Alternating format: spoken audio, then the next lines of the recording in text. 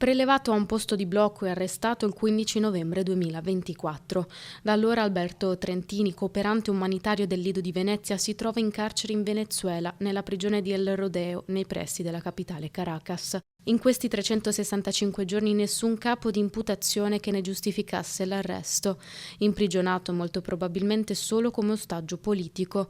Soltanto a fine luglio, 9 mesi dopo la cattura, è stato nominato un inviato speciale per i detenuti politici in Venezuela.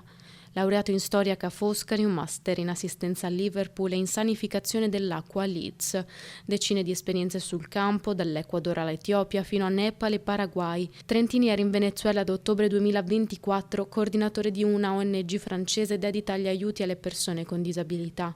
In un anno solo 3 brevi chiamate alla famiglia, in cui Trentini ha voluto rassicurare sulle sue condizioni di salute, raccontando anche di aver smesso di fumare, chiesto come stava il padre e premurato di non muovere la sua auto perché la revisione è scaduta. Impegno costante da parte dell'avvocata Alessandra Ballerini e quello della madre Armanda Colusso Trentini. Si deve parlare di mio figlio, come si è fatto per altri italiani che fortunatamente, grazie anche al clamore mediatico, hanno fatto il ritorno a casa.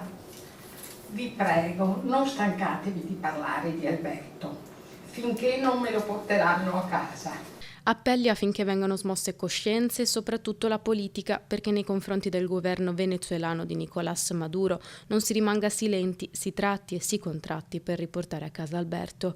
Dalle colonne di Repubblica, la madre Armanda: Alberto ha dedicato la sua vita agli altri, ora è lui ad aver bisogno di voi. Scrivetene, parlatene, insistete, perché chi deve decidere lo faccia senza più tentennamenti.